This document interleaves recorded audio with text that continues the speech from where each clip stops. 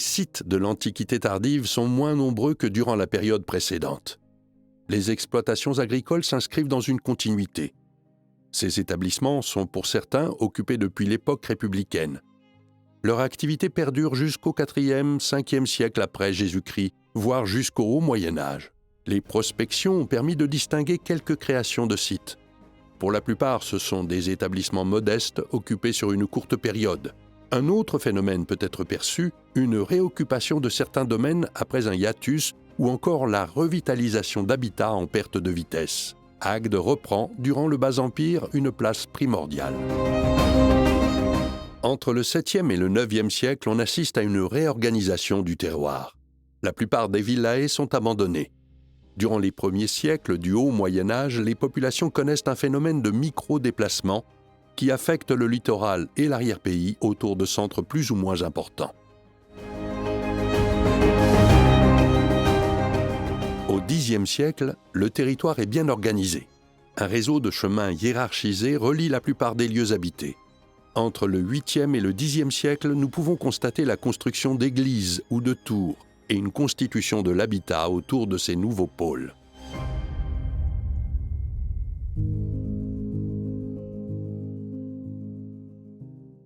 L'Incastellamento du pays d'Agde est un des plus vigoureux du Languedoc.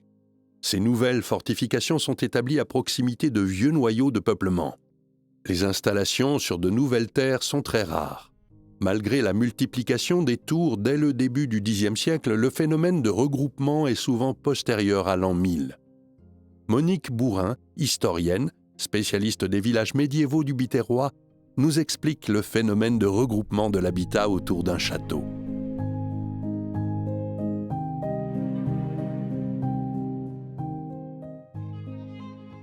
La région a connu une alternance de phases de concentration et perchement de l'habitat et de phases où l'habitat est redescendu et s'est un petit peu étalé dans des zones plus basses. Les paysans, certes, allaient cultiver leurs jardins, leurs vignes, leurs champs en contrebas, mais ils se tassaient autour de la tour et du château dans une auréole presque parfaitement complète qui crée le paysage minéral des villages d'aujourd'hui. Et dans ces villages minéraux dont nous avons hérité aujourd'hui, jusqu'à l'époque où se sont construites les extensions de la fin du 19e et les grands lotissements du 20e, cette solidarité s'est construite en une sociabilité intense et dense, qui perdure peut-être encore aujourd'hui.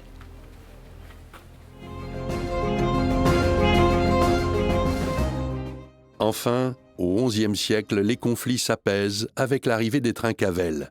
Le paysage bâti et politique est recomposé. Le recalibrage de l'habitat s'accélère et s'opère notamment par la transformation des forteresses en centres de peuplement.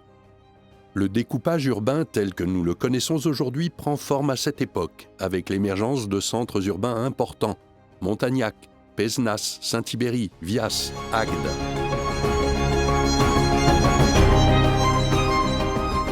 Cette histoire très chargée a laissé de très nombreux vestiges de toutes les époques, autant dans la campagne que dans les villages ou les villes, qui sont affectés systématiquement par des travaux agricoles ou au gré des constructions ou des restructurations urbaines. Depuis plusieurs années, la communauté d'agglomération Hérault-Méditerranée met en œuvre une politique active de développement de l'archéologie sur son territoire, autant sous l'angle de la recherche que de la médiation. Dans ce cadre, vous pourrez retrouver de nombreuses ressources en ligne sur le site archéodyssée-hérault-méditerranée.com.